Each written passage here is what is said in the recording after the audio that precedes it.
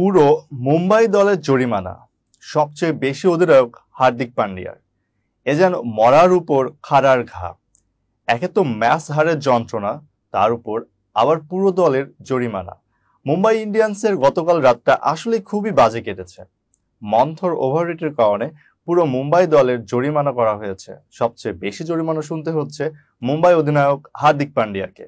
অন্যদিকে গুজরাট টাইটান্সের প্রধান coach Ashis নেহরাকেও match চলাকালে বাজে আচরণের জন্য আর্থিক জরিমানা ও একটি ডিমেরিট পয়েন্ট দেওয়া হয়েছে।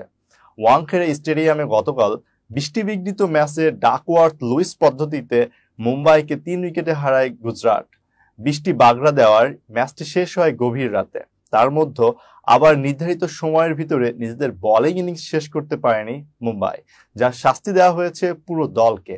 আইপিএল এর এক বিবৃতিতে বলা হয়েছে, এই মৌসুমে মুম্বাইয়ের একটি দ্বিতীয়বারের মতো মন্থর ওভাররেটের ঘটনা, তাই অধিনায়ক হার্দিক পান্ডিয়াকে 24 লাখ ভারতীয় রুপি জরিমানা করা হয়েছে।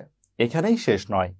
মুম্বাই দলের অন্যান্য খেলোয়াড়, যাদের মধ্যে ইম্প্যাক্ট প্লেয়ার ও কনকাশন বদলিও রয়েছেন, প্রত্যেককেই 6 লাখ টাকা অথবা ম্যাচ ফির 25%, যেটা কম, জরিমানা দিতে হবে।